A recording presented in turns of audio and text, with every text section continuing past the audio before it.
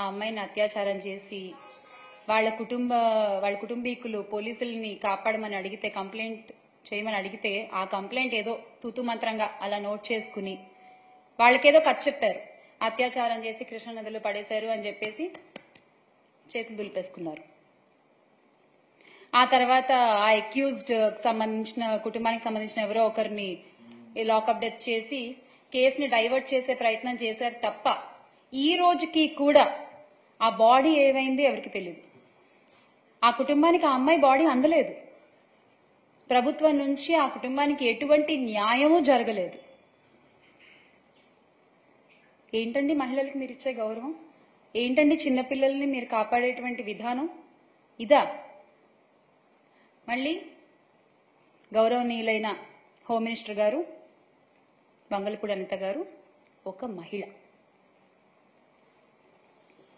ఇక కృష్ణా జిల్లా Gudlavalleru engineering college విషయం తీసుకుంటే 300 మంది అమ్మాయిలు రోడ్డెక్కి బాబు మా వీడియోలు అక్కడ ఉన్నాయి అని లబో దిబోమని మొత్తుకుంటున్నా కూడా గుట్టు చప్పుడు కాకుండా ఆ ఇష్యూని భలే మట్టు పెట్టేశారు. అసలు అంటే ఇమ్మీడియట్ గా హాలిడేస్ ఇచ్చేసి, ఇమ్మీడియట్ గా పిల్లల్ని వాళ్ళ ఇళ్లకు పంపించేసేసి, అసలు ఇక్కడ ఏం లేవు, అసలు ఇక్కడ ఏం జరగలేదు. అరే కళ్ళ ముందు చెప్తున్నారు కదా ఆడపిల్లలందరూ వచ్చి, అది మీకు కనిపించట్లేదా? కావాలని చెప్తారా? సరదాగా చెప్తారా ఆడపిల్లలు ఇలాంటి విషయాల్లో? ఇంకొక ఇంట్రెస్టింగ్ విషయం ఏంటంటే ఇందులో లోకేష్ గారు కూడా అసలు ఇక్కడ కెమెరాలు ఉంటే చూపించాలి మీరు అని చెప్పి క్వశ్చన్ చేయడం అనేది చాలా, అసలు ఏమని సంబోధించాలో కూడా నాకు అర్థం కావట్లేదు. అది ఆయన ఒక గౌరవనీయ పదవిలో ఉండి ఆయన అసలు అలా మాట్లాడొచ్చా? ఎంత అండగా నిలబడాలండి ఆ అమ్మాయిలకైనా. కానీ ఆయన చేసిన పని ఏంటి? ఉన్నాయి ఆ కెమెరాలు, ఎక్కడున్నాయి చూపించండి. ఇదా? మళ్ళీ మీ మంత్రి శాఖలో ఒక మహిళ ఒక గొప్ప పదవిలో ఉండడం, హోంమంత్రిగా. చాలా అన్యాయం అండి ఇది, నిజంగా చాలా అన్యాయం. ఇదే జగనన్న ప్రభుత్వంలో తీసుకున్నట్లయితే క్షేత్ర స్థాయిలో మహిళలకు, చిన్నారులకు, బాలికలకు జగనన్న ప్రభుత్వం అండగా నిలబడింది.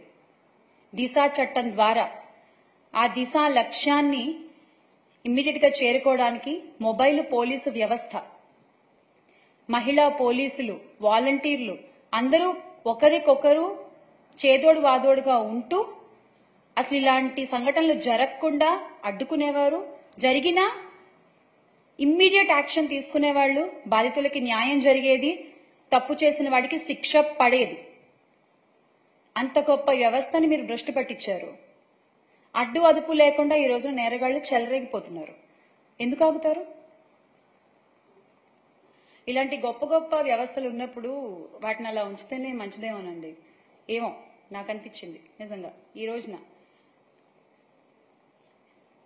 ఇక తప్పుడు ప్రచారాలు, అభూత కల్పనలు సృష్టించి ఆ నీడలో చంద్రబాబు గారి ప్రభుత్వం తప్పించుకోవాలని చూస్తున్నారు. ప్రతి విషయంలోనూ అలాగే చేస్తున్నారు.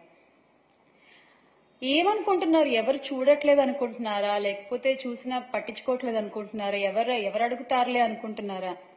ఏమనుకుంటున్నారు మీరు? అసలు ఇదంతా ఎందుకండి? నాదే అసలు ఒక పెద్ద ఉదాహరణ. గుడ్లవల్లేరు ఇవన్నీ పక్కన పెడితే నాదే ఒక పెద్ద ఉదాహరణ. నా కేసు తీసుకుంటే నా గురించే ఇప్పుడు నేను మాట్లాడుతున్నాను, ఎవరి గురించి సంబోధించట్లేదు ఇక్కడ. ఏ రోజునైతే జగన్మోహన్ రెడ్డి గారు నన్ను అధికార ప్రతినిధిగా నియమించారో, అనౌన్స్ చేశారో, ఆ రోజు నుంచి మానసికంగా